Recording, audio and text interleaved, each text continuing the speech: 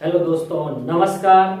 मैं आलोक आर्या आप लोगों को आपके अपने चैनल एसटीसी ऑनलाइन पर आप सबों का बहुत बहुत स्वागत करते हैं। दोस्तों, आज हम पॉलिटिक्स का एक नया टॉपिक लेकर के आए हैं, संविधान सभा। दोस्तों, संविधान सभा में हम सबसे पहले समझेंगे कि संविधान सभा है क्या। दोस्तों, जब 1942 में भारत छोड़ो आंदोलन हुआ और 1943 ईस्वी में सुभाष चंद्र बोस ने जब 40,000 सेनाओं के साथ पूर्वी भारत पर जो है सो आक्रमण किए और 1942 का जो आंदोलन था, इन सारी प्रभावों के कारण अंग्रेजों ने भारत छोड़ने का निर्णय लिया। और भारत को जब छोड़ने की बात आई तो सबसे पहले ये सोचा गया कि भारत को अगर छोड़ के जाते हैं तो भारत किस संविधान के द्वारा या किस तरह से भारत को फिर चलाएगा। तो इसके लिए भारतीयों को, जो भारतीय विद्वान लोग थे, उनको बोला गया कि हम भारत को अब छोड़ रहे हैं और आप अपने भारत को चलाने के लिए आप अपने स्वयं का संविधान, स्वयं का कानून बनाएं। तो दोस्तों, जब ये संविधान बनाने की बात आई तो पूरे भारत के जो बुद्धिजीवी लोग थे, उन्होंने बैठ करके जो है सो विचार करने का जो है सो निर्णय लिया और वही जो बैठक हुआ उसी को हम बोलते हैं संविधान सभा। यानी संविधान के निर्माण करने के लिए, अपने विचारों का आदान प्रदान करने के लिए जिस बैठक का आयोजन हुआ उसी को दोस्तों बोलते हैं संविधान सभा। और इसी संविधान सभा से हमारे संविधान का नींव डाला गया। यानी संविधान का निर्माण दोस्तों इसी संविधान सभा के जो विद्वान लोग थे, बुद्धिजीवी लोग थे, उन्हीं के द्वारा तैयार किया गया। तो दोस्तों, देखते हैं कि संविधान सभा से जुड़े हुए क्वेश्चन कहां से एग्जाम में आते हैं और किस तरह से आते हैं। तो सबसे पहले हम देखेंगे संविधान सभा। संविधान सभा दोस्तों संविधान को निर्माण करने के लिए, संविधान को बनाने के लिए एक बैठक का आयोजन किया गया, उसे ही हम बोलते हैं संविधान सभा। सबसे पहले दोस्तों, संविधान सभा का जो गठन है वह कैबिनेट मिशन की संस्तुति पर, यानी कैबिनेट मिशन भारत जो है 1946 में आया, जुलाई 1946 में। और यही कैबिनेट मिशन, यानी कैबिनेट मिशन जो है एक कमेटी है, एक समिति है जिसमें 3 सदस्य थे। वो भारत आए और भारत के बुद्धिजीवियों को बताए कि आप अपने संविधान के निर्माण करने के लिए आप अपने तरीके से बैठक करें और अपन विचार करें। तो इसी कैबिनेट मिशन के संस्तुति पर, यानी सिफारिश पर जुलाई 1946 ईस्वी में संविधान सभा का गठन किया गया। दोस्तों, यानी कैबिनेट मिशन के संस्तुति पर जुलाई 1946 में संविधान सभा का गठन किया गया। यानी दोस्तों, संविधान सभा का गठन जुलाई 1946 में किया गया और इसके लिए सिफारिश कौन किया था? तो कैबिनेट मिशन। और सबसे पहले दोस्तों कैबिनेट मिशन के बारे में हम पढ़ते हैं। कैबिनेट मिशन अंग्रेज के द्वारा, यानी ब्रिटेन से भेजा गया एक प्रतिनिधि दल था जिसका अध्यक्ष सर स्टैफोर्ड क्रिप्स था। यानी पूछा जाए कि कैबिनेट मिशन का अध्यक्ष कौन बन के आया था, तो सर स्टैफोर्ड क्रिप्स। और कब आया था कैबिनेट मिशन? तो जुलाई 1946 में दोस्तों।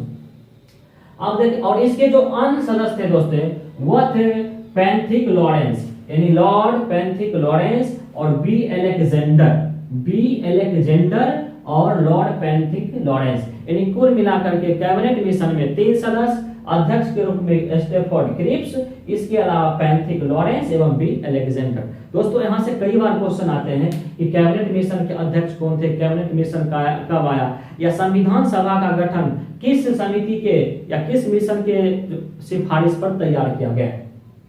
उसके बाद दोस्तों, जब ये प्रतिनिधि दल आए, जब वो भारतीय विद्वानों को, भारतीय जो महापुरुष थे, उन सबों को बोला गया कि आप अपना संविधान को तैयार करिए। तो इससे पहले उन्होंने अंतरिम मंत्रिमंडल, यानी अंतरिम मंत्रिमंडल का मतलब यह हुआ कि जनता के द्वारा यह नहीं चुना गया था, बल्कि किसी क्षेत्र विशेष से प्रतिनिधि को चुना गया था।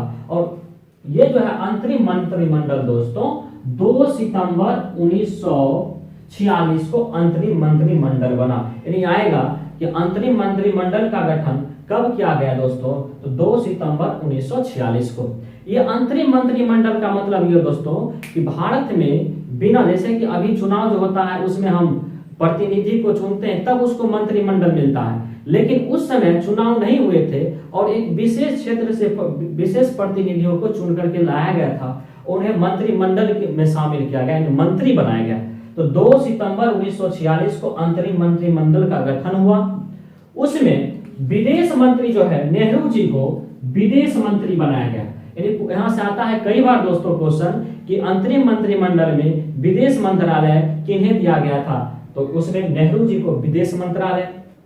गृह एवं सूचना प्रसारण मंत्रालय सरदार वल्लभ भाई पटेल को, यानी गृह एवं सूचना प्रसारण मंत्रालय वो जो है सो सरदार वल्लभ भाई पटेल को बनाया गया।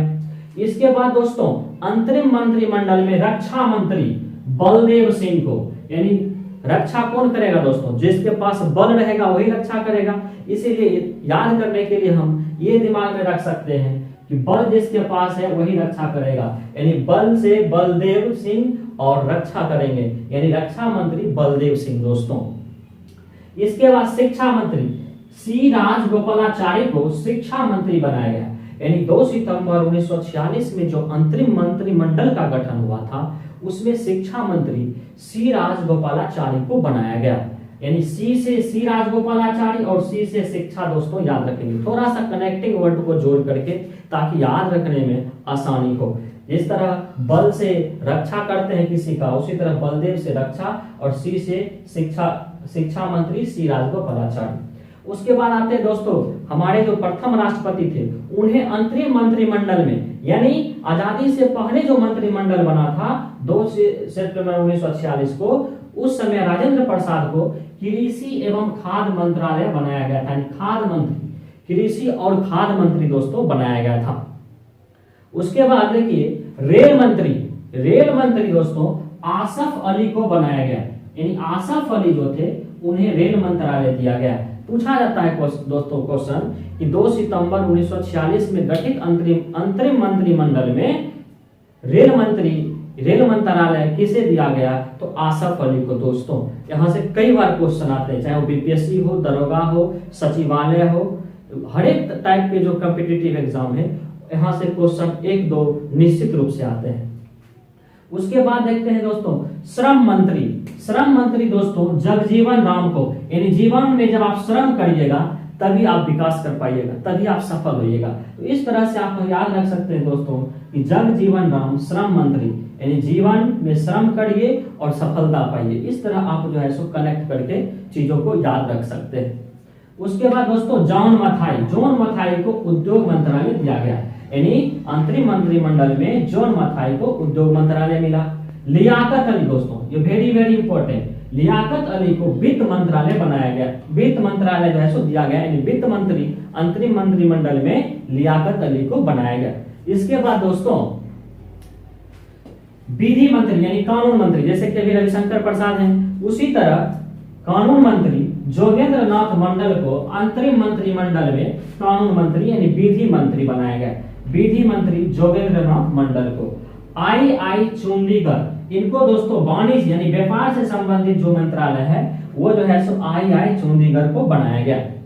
उसके बाद दोस्तों गजानत अली खां इन्हें स्वास्थ्य मंत्रालय दिया गया। ये दोस्तों बीपीएससी में 2 से 3 बार पूछा गया है, तो इसलिए दोस्तों इस पर थोड़ा सा क्लियर करेंगे। गजानत अली खां को स्वास्थ्य मंत्रालय दिया गया, जबकि अब्दुल रब नस्तर को संचार मंत्रालय दिया गया दोस्तों, अब्दुल रब नस्तर को संचार मंत्रालय। एक बार दोस्तों इस मंत्रिमंडल को हम रिकॉल कर लेते हैं, क्योंकि यहां से इस मंत्रिमंडल से एक ना एक क्वेश्चन हर एक एग्जाम में आते रहते हैं। तो सबसे पहले दोस्तों नेहरू जी को विदेश मंत्री, सरदार वल्लभ भाई पटेल को गृह एवं सूचना प्रसारण मंत्री, उसके बाद बलदेव सिंह को दोस्तों रक्षा मंत्री, उसके बाद सी राजगोपालाचारी को शिक्षा मंत्री, उसके बाद राजेंद्र प्रसाद को दोस्तों कृषि एवं खाद्य मंत्रालय मिला, आसफ अली को रेल मंत्री बनाया गया, जबकि जगजीवन राम को श्रम मंत्री, जॉन मथाई को उद्योग मंत्री, लियाकत अली को वित्त मंत्री और जोगेंद्र नाथ मंडल विधि मंत्री, आई चुंडीगढ़ वाणिज्य मंत्री और गजानत अली खां स्वास्थ्य मंत्री बनाया गया और अब्दुल रब नस्तर को संचार मंत्री। इस तरह से दोस्तों 2 सितंबर 1946 को जो अंतरिम मंत्रिमंडल बना उसमें महत्वपूर्ण जो मंत्रालय था वो जो है सो हम यहाँ पर बताए हैं और समझाए हैं। उसके बाद देखते हैं दोस्तों, जब ये सारी प्रक्रिया हो गया तो संविधान सभा का गठन करने के बाद संविधान सभा की बैठक यानी जो है सो बैठक आयोजन जो है वो करने का निर्णय लिया गया। और सबसे पहली बैठक यानी संविधान सभा की सबसे पहली बैठक 9 दिसंबर 1946 को संविधान सभा की पहली बैठक हुई। यानी गठन तो संविधान सभा का दोस्तों जुलाई 1946 में हुआ, उसके बाद 2 सितंबर 1946 को अंतरिम मंत्रिमंडल का गठन हुआ और उसके बाद संविधान सभा का पहला बैठक जो है दोस्तों वह 9 दिसंबर 1946 ईस्वी को पहला बैठक संविधान सभा के। ये कई बार दोस्तों आते, पिछले बार दरोगा में भी ये क्वेश्चन आया था यहाँ से कि संविधान सभा का पहली बैठक कब हुआ, तो 9 दिसंबर 1946 को। यह बैठक जो है दोस्तों दिल्ली में कैंसिल चैम्बर पुस्तकालय यानी दोस्तों कैंसिल चैम्बर पुस्तकालय दिल्ली में ये 9 दिसंबर 1946 को पहली बैठक हुआ और इसमें अस्थायी अध्यक्ष डॉक्टर सच्चिदानंद सिन्हा को बनाया गया। हम जानते हैं दोस्तों कोई मीटिंग हो कोई बैठक हो इसको संचालित करने के लिए एक अध्यक्ष की जरूरत पड़ती है। तो उस समय एकाएक बैठक हुआ था और ये सबसे बुजुर्ग व्यक्ति थे सभा में, इसीलिए इन्हें अध्यक्ष के रूप में चुना गया, लेकिन इन्हें अस्थायी रूप से अध्यक्ष बनाया गया। यानी संविधान सभा के अस्थायी अध्यक्ष किन्हें बनाया गया, डॉक्टर सच्चिदानंद सिन्हा को। जबकि यहाँ से एक क्वेश्चन और घुमा के पूछता है दोस्तों कि संविधान सभा के प्रथम अध्यक्ष किन्हें बनाया गया, तो प्रथम अध्यक्ष भी यही है क्योंकि अस्थायी हो या अस्थायी हो, लेकिन अध्यक्ष अगर पहले बने तो प्रथम अध्यक्ष तो यही होंगे। इसीलिए यहाँ से क्वेश्चन ऐसे भी आता है कि संविधान सभा के प्रथम अध्यक्ष किन्हें बनाया गया, तो हम बोलेंगे डॉक्टर सच्चिदानंद सिन्हा, या बोले अस्थायी अध्यक्ष तो भी सच्चिदानंद सिन्हा। जब 9 दिसंबर 1946 को संविधान सभा की पहली बैठक हुई, उसके बाद दोस्तों हुआ क्या कि इनके खिलाफ में कुछ इस बैठक में जो व्यक्ति थे इनके खिलाफ में थे और इनकी तबीयत भी सही नहीं थी। इस वजह से मात्र 2 दिन के बाद ही 11 दिसंबर 1946 को दूसरी बैठक हुई। यानी संविधान सभा की दूसरी बैठक 11 दिसंबर 1946 को हुआ और इसमें डॉक्टर राजेंद्र प्रसाद को संविधान सभा का अस्थायी रूप से अध्यक्ष बनाया गया। यानी अस्थायी अध्यक्ष 9 दिसंबर 1946 को डॉक्टर सच्चिदानंद सिन्हा को, जबकि 11 दिसंबर 1946 को डॉक्टर राजेंद्र प्रसाद को अस्थायी रूप से अध्यक्ष बनाया गया। और हम जानते हैं दोस्तों ये दोनों जो व्यक्ति हैं वो हमारे बिहार से ही जुड़े हुए हैं। उसके बाद जब ये बैठक हुआ दोस्तों, इस बैठक में कितने प्रतिनिधि भाग लिए, यानी कितने लोग भाग लिए, कहां से भाग लिए, तो इस चीज के बारे में दोस्तों हम पहले देखेंगे। तो इस जो संविधान सभा का बैठक हुआ 11 दिसंबर 1946 में दोस्तों, उसमें कुल 292 ब्रिटिश प्रांत के प्रतिनिधि थे। यानी 292 जो था वो ब्रिटिश प्रांत के प्रतिनिधि, यानी जहां पर ब्रिटेन शासन मतलब अंग्रेज के हाथों में जो राज था, जो प्रांत था, वहां से 292 प्रतिनिधि आए। 4 जो है सो चीफ कमिश्नरी से, 4 जो है चीफ कमिश्नरी से और 93 जो है सो देसी रियासत से। देसी रियासत का मतलब होता है दोस्तों कि जहां पर अंग्रेज के शासन होने के बाद में अंग्रेज के अधीन ही सही लेकिन कुछ जगह में राजा महाराजा ही राज करते थे, तो वैसे राजा महाराजा भी भाग लिए और इसी को बोला जाता है देसी रियासत। और इसकी संख्या 93 यानी 93 थी। और इस प्रकार कुल मिलाकर के दोस्तों सदस्य की संख्या यानी संविधान सभा में कुल सदस्यों की संख्या 389, यानी 292, 4 और 93, 93 कुल मिलाकर के 389 सदस्य भाग लिए। लेकिन दोस्तों पूरे भारत में हर प्रांत से लोगों ने भाग लिया, लेकिन एक ही प्रांत हैदराबाद प्रांत, यानी हैदराबाद जो प्रांत था वह संविधान सभा में भाग नहीं लिया। दोस्तों यहाँ से कई बार प्रश्न आते हैं कि किस देशी रियासत ने संविधान सभा की बैठक में भाग नहीं लिया था। तो दोस्तों यहाँ के राजा निजाम थे और निजाम ने संविधान सभा में भाग नहीं लिया क्योंकि वह चाहता था कि हम जो है सो भारत में नहीं बल्कि हम एक स्वतंत्र देश बन करके रहें। तो इस वजह से वह ये संविधान सभा में भाग नहीं लिया और संविधान सभा से दूर रहा। और हैदराबाद के राजा जो थे वो थे निजाम दोस्तों।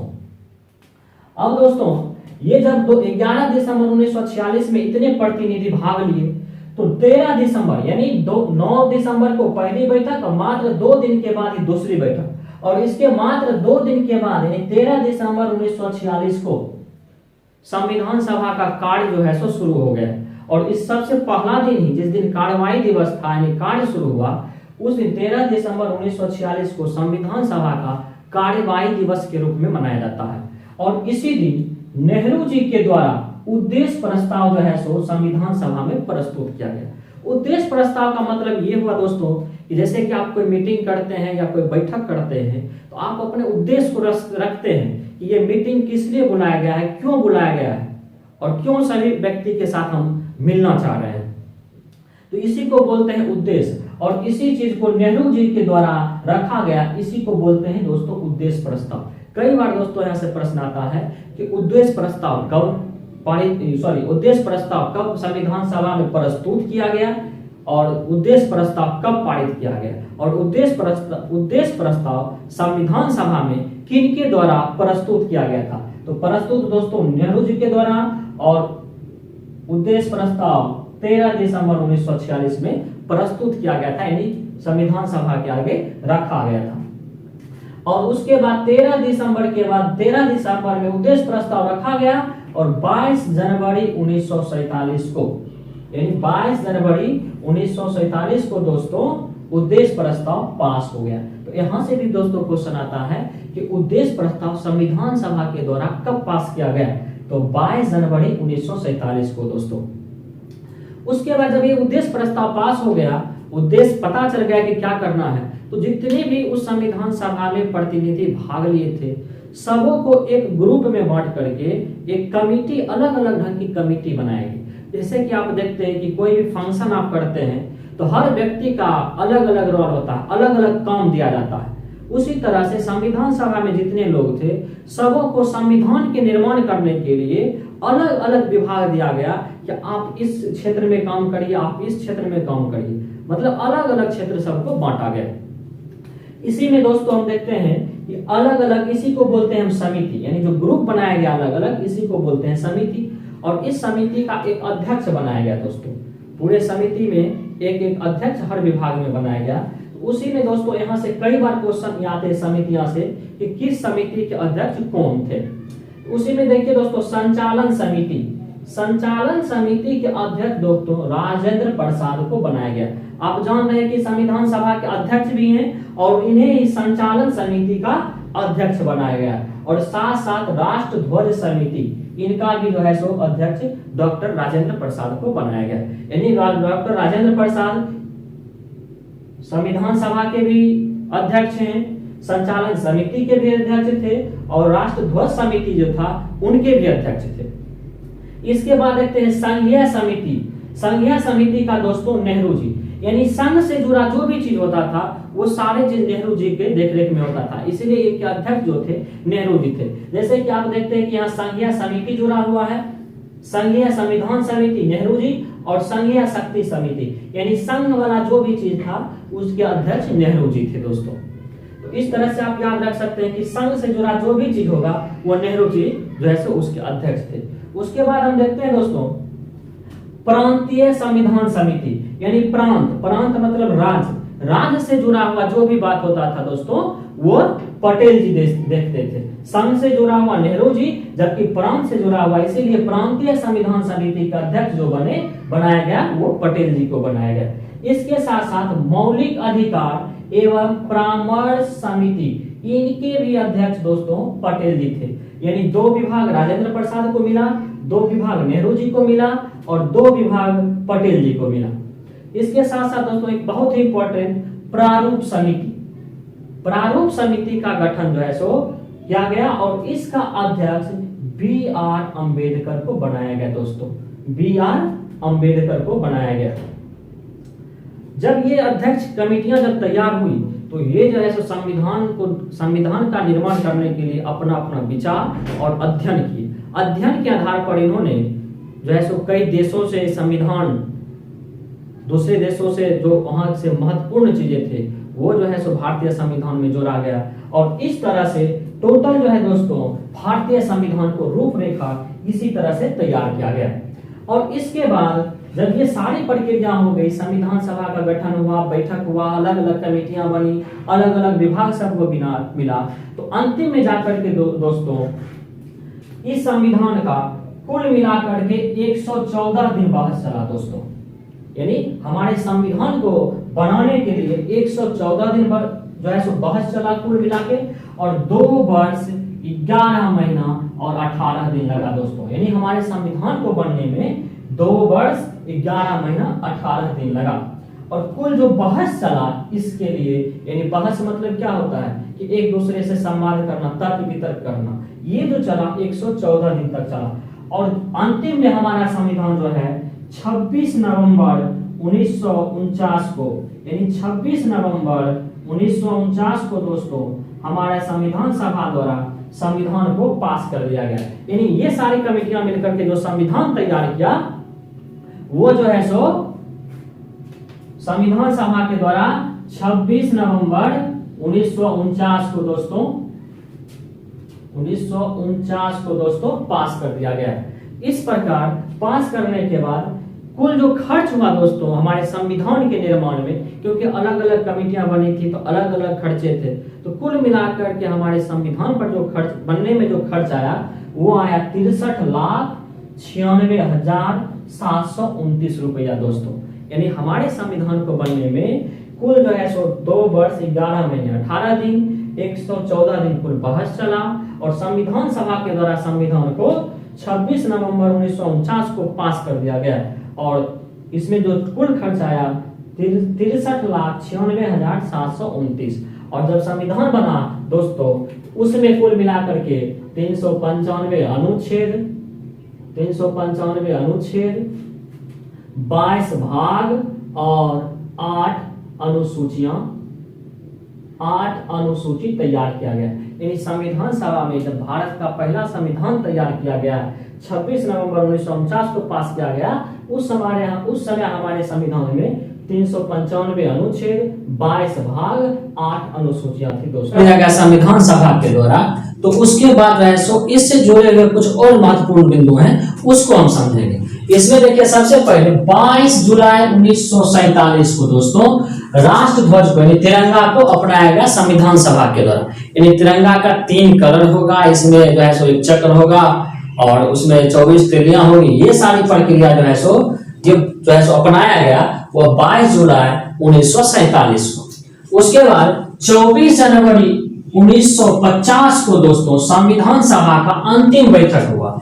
यानी 24 जनवरी 1950 को संविधान सभा का अंतिम बैठक हुआ, जबकि संविधान सभा का पहला बैठक 9 दिसंबर 1946 को हुआ था। और उसमें अध्यक्ष अस्थायी अध्यक्ष जो बनाए गए थे वो बनाए गए थे डॉक्टर शशिदानंद सिन्हा।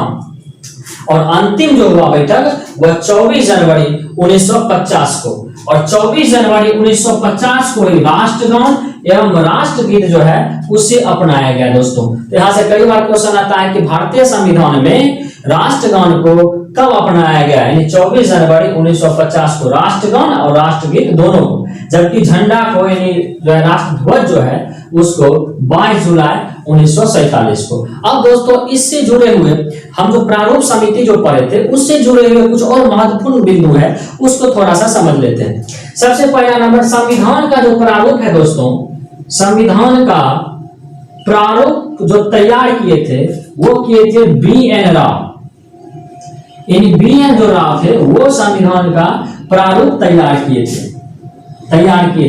कई बार दोस्तों ऑप्शन में डॉक्टर B.R. अम्बेडकर रहते हैं और बहुत सारे स्टूडेंट डॉक्टर B.R. अम्बेडकर को मार के आंसर मार के चले आते हैं, क्योंकि संविधान से जुड़ी हुई चीजों को क्योंकि वो जो है सो जोड़ देते हैं डॉक्टर B.R. अम्बेडकर से। लेकिन संविधान का जो प्रारूप तैयार किए थे, प्रारूप समिति के जो अध्यक्ष थे वो थे डॉक्टर B.R. अम्बेडकर, लेकिन जो संविधान है उसका जो प्रारूप यानी उसका ढांचा जो तैयार किए वो किए थे B.N. राव।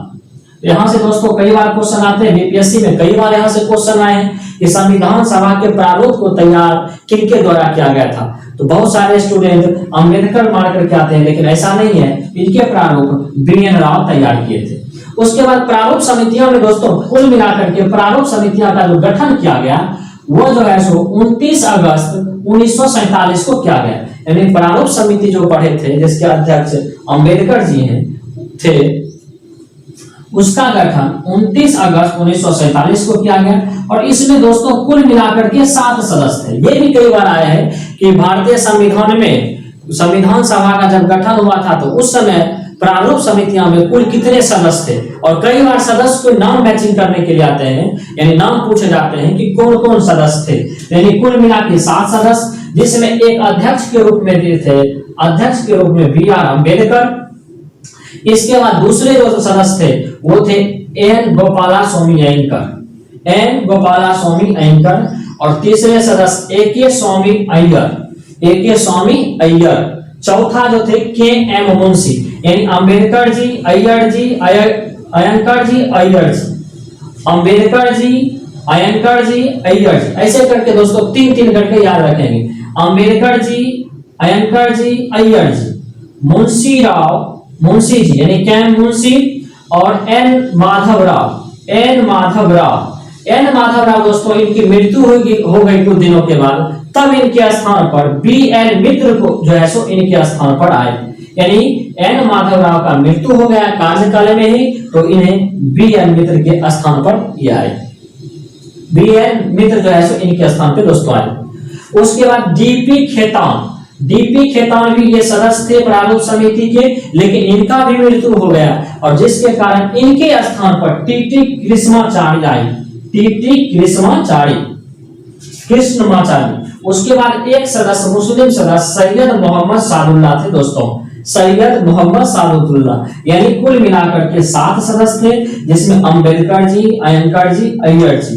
उसके बाद KM Munshi, N Madhavrao, DP Khetan यानी मुंशी जी, राव जी, खेतान जी, और सैयद मोहम्मद सादुल्लाह। इसमें इस तरह से दोस्तों प्रारूप समिति में कुल 7 सदस्य, जिसमें अध्यक्ष अंबेडकर जी थे, और संविधान सभा का प्रारूप जो है BN राव तैयार किए थे। इस तरह से दोस्तों उम्मीद हम करते हैं कि जो संविधान सभा से जुड़ा हुआ जो भी क्वेश्चन है, अगर आपको एग्जाम में आता है, 1-2 बार अगर इस वीडियो को आप देख लेते हैं तो आराम से हर क्वेश्चन को आप इससे जुड़े हुए क्वेश्चन कर सकते हैं। Thank you, take care.